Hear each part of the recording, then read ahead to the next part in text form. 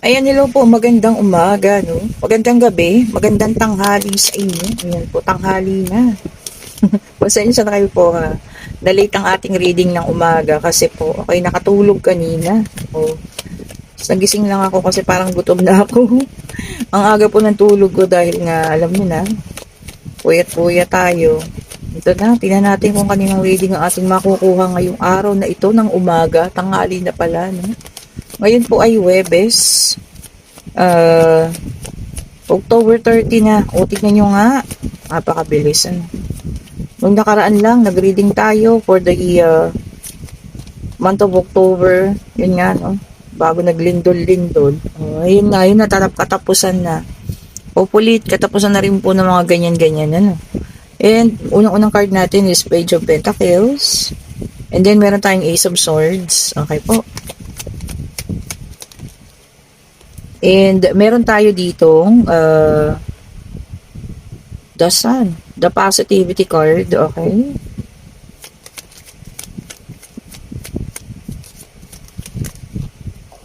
Meron tayo ritong Ace of Cups.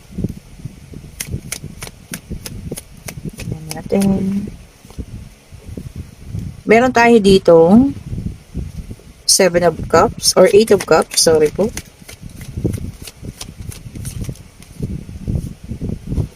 Meron tayong The Hangman. Okay. Ayusin lang natin. Baba ko lang po ba para magkasya ang ating mga card. Ayan. Okay na. And meron tayo rito Nine of Pentacles. Isa na lang para sa ating situational reading. Ito na. Ibinigay agad. And the High Priestess. Okay po. So, may nakikita ko dito ha, parang nag-struggle ka. Nag-i-struggle po sa financial sa ngayon, ano. Ayusin ko lang po yung camera natin ha. Medyo ikot-ikot. Okay po ha. May struggle, ano. Parang pakiramdam mo, bakit parang ganun? Sakto-sakto lang. Hindi mo lang nag-overflowing ang kaperahan sa'yo.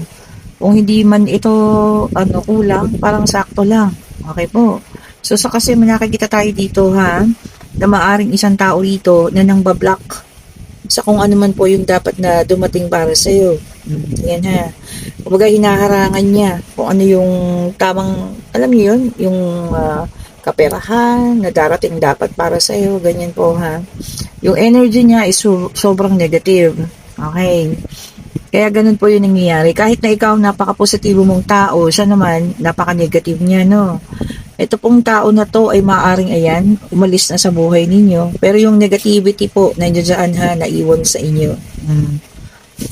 Ayan, okay po. And meron tayo ditong the High Priestess. Okay. Nakukutuban mo na kung sino po itong taon to. No? So, parang nararamdaman mo na, ganyan. Ngayon, kung sino yung nararamdaman mo na ganyan, pwedeng kaibigan kasi ito eh. Pwedeng ito rin ay ex mo. Ayan. So, maaring tama ka po ha, sa iyong iniisip. So, nagtataka ka, no, bakit kahit na anong sipag mo, bakit parang laging kapos, laging saktuhan lang. O, di ba? So, kung ganito po yung mga pangyayari, no, na nangyayari, ang dapat nyong gawin dito, mag-incense kayo. Every Friday po ha, mag-incense. Sa labas muna ng bahay, paikot, and then ipasok nyo sa pintuan, pinaka main door ninyo, yung incense. At iiwan po sa pinakagitna ng bahay hanggang maubos po yung incense. So ha, pwede kayong bumili sa mga platform dyan, sa Orange app or kung saan man kayo bumibili.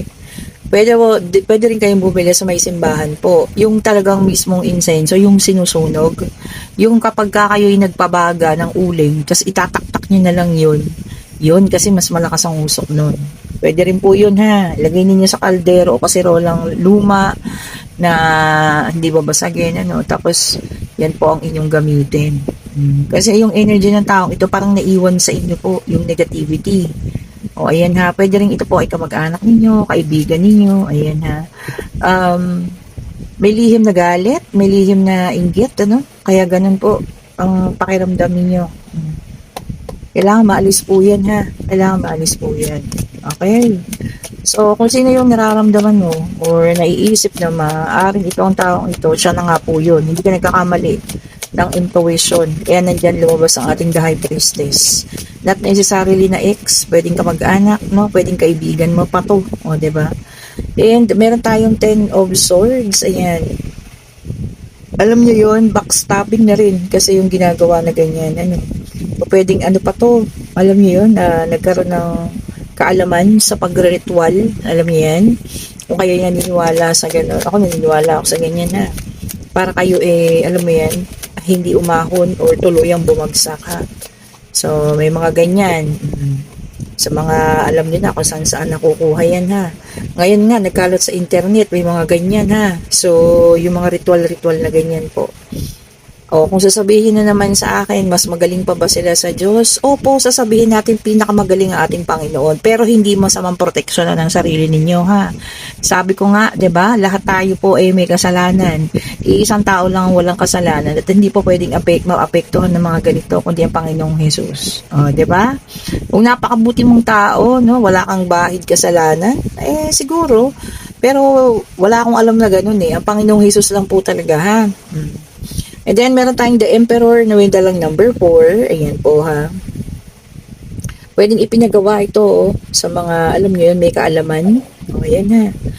Pwedeng ipinapagawa ka sa merong may mga, alam nyo na, kaalaman sa mga ganyan-ganyan, yung mga matatanda na, or kung sino man ito, ha. O, pwedeng lalaki, babae na may edad na. So, kaya ganyan ang yung nararamdaman ngayon sa buhay. Sobrang sad-sad, ano. So, ayan po, ha. Oo, sabi ko nga sa inyo, 'di ba? Walang pinakamalakas na diyan, kundi yung panalangin sa Panginoon. At syempre, paggawa rin ng mga panlaban natin, kaya nga tayo may sariling panlaban 'di ba? Oh, insenso lang po 'yan. Insenso nyo every Friday ang inyong bahay para maalis po 'yan. At syempre, maging positibo sa buhay po ha. Be positive. Tanggalin niyo yung lagi ang pag-aaway, yung pagtatalo sa pera, kung ano pa man 'yan. Okay po. And then, meron tayo dito, Six of Pentacles. Ayan. Sabi niya rito, no, and maging mas mabuti sa kapwa. O, ayan. Yan pa yung mga sangkap, no, para matanggal yung mga, negativity. Tama naman po, maging mabuti tayo. Mas maging, alam niyo yan, maayos, no. Mas ang pakikisama natin sa iba. Baka nakasamaan nyo ito ng loob. Pero ngayon, nakala nyo okay kayo, pero hindi pala, no? Galit pa rin pala hanggang ngayon.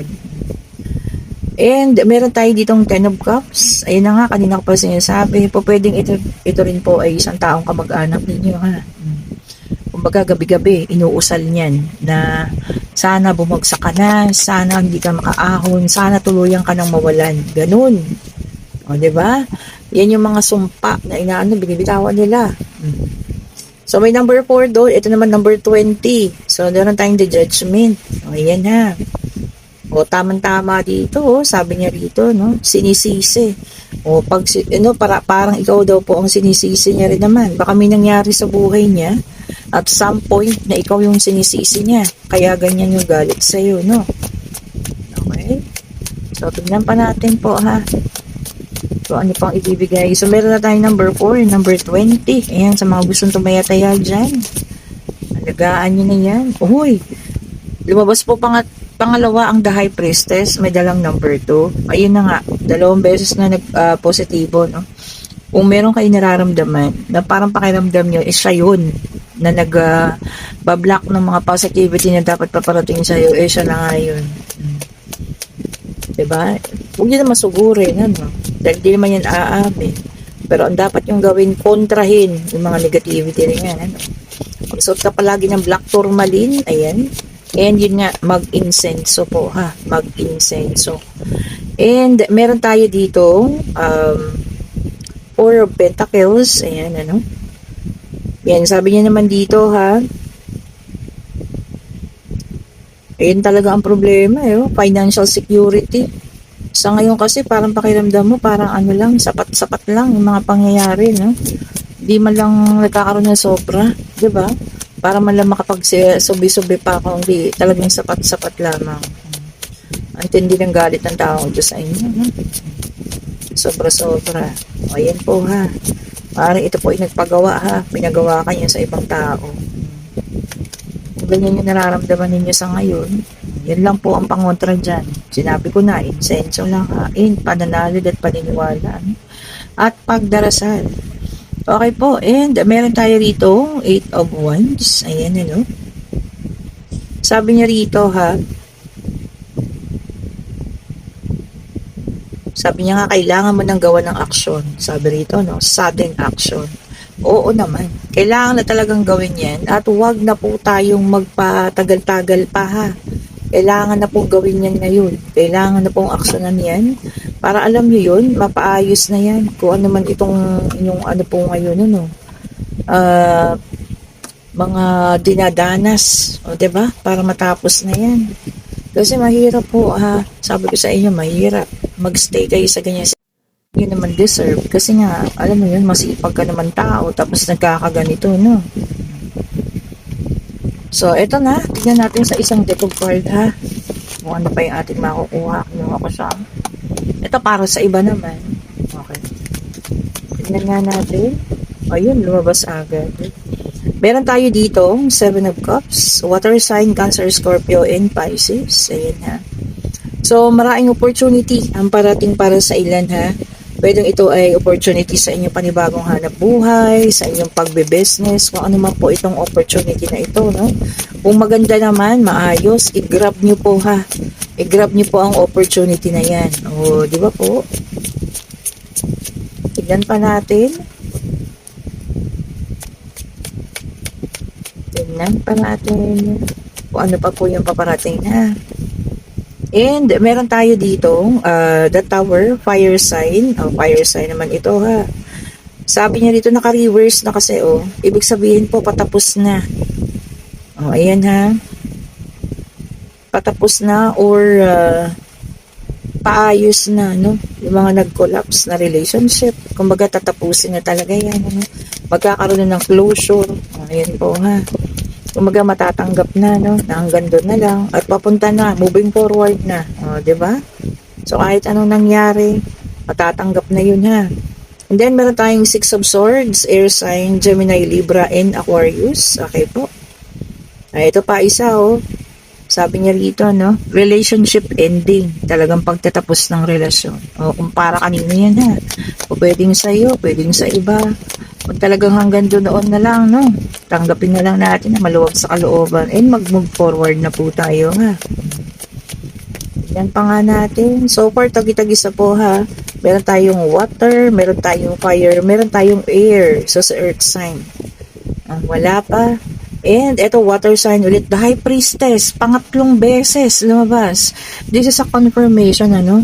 Ng kung sino man talaga itong naiisip mo na biglang nag-snap habang pinanonood mo ang reading natin ngayon at biglang sumagi sa isip mo ang pangalan ng taong ito, maaring siya po yung nagpapagawa sa iyo ng hindi maganda ha. Ingat-ingat. Ingat-ingat po. Okay po. Tulog ang ating isang cellphone. Parang merong hindi ko alam. Basta mamaya na natin basahin ha. Wait lang po. At ako po gumagawa pa ng reading sa ating YouTube. Ayan. And meron tayo ditong The Magician, air sign ulit. Ayan ha. Ayan po, meron daw na i-insecure sa inyo. Para sa iba naman yan. Sino yung insecure na yan? Naku, dyan po nagmumula yung inggit. Yung galit sa insecurity. Simpleng insecure lang yan, pero lumalaki yan ha. So, mag-ingat kayo ha. Ingatan niyo po ang inyong mga sarili. Diba? Tignan pa natin. And meron tayo ditong the devil. Ayan, ang earth sign. Lumabas na po sa kompleto lahat ng zodiac sign. Ayan.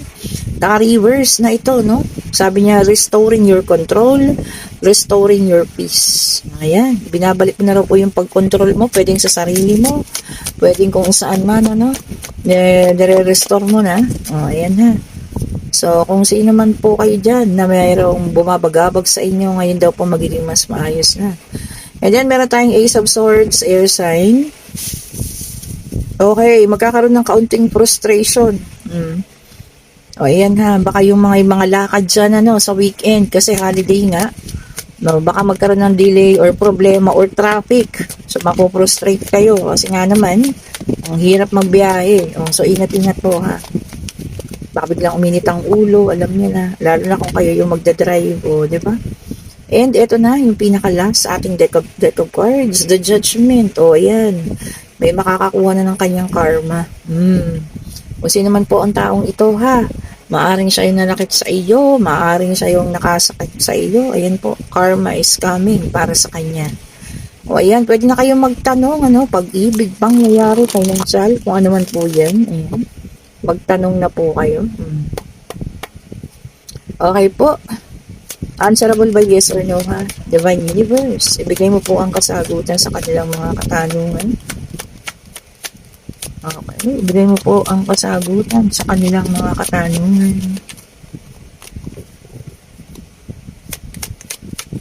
Isa lang po, para hindi naman kami magkalituhan. Ayun na. Okay, and ang sagot po sa ngayon ay yes. At merong isang taong nagsisisi. Malala ang pagsisisi nito, ha. Ayan po, pwedeng kailangan niya kayo makausap para humingi ng kapatawaran o kung ano man po. Ayan, nagsisisi na ang taong ito. Ayan. And kung kayo nasa situational reading, unang-una, sabi ko nga ako nararamdaman nyo na parang walang pag-asenso, na parang bang sapat-sapat lang, minsan kinukulang pa, kinakapos-kapos, o yan, palagi may sakit sa pamilya. Ayun po, may isang tao na talagang sobra yung sama ng loob sa inyo, pwedeng ipinapagawa kayo sa iba, pwedeng ginagawan kayo ng mga ritual, o kung ano man yan, pwede pong matanggal yan, ha. Sabi ko nga, mag-insa-insa kayo every Friday, maging positibo, ayan, maging mas mabait, tumulong sa iba kung kaya, tapos manalangin po. Yun po yung pinaka-importante, ha. And kung nagugusto niyo ating reading, pa-like, pa-share, pa-subscribe, and hit the notification bell para lagi kayong updated sa mga bagong videos na nire-release natin. And kung gusto po ng private reading, ayan, meron pa tayong mga ilan-ilan slot hapon at gabi po, ha. Sa umaga po, libok na po tayo. Hindi na po ako matatanggap ng umaga. Thank you so much po for watching. Sa lahat po ng gusto mag-order, ha, pakiclick na lang din po yung link dyan sa comment section. Have a great evening. Good morning pa lang yan. Pero kung evening sa iba, have a great evening po, ha. Bye-bye po sa inyo.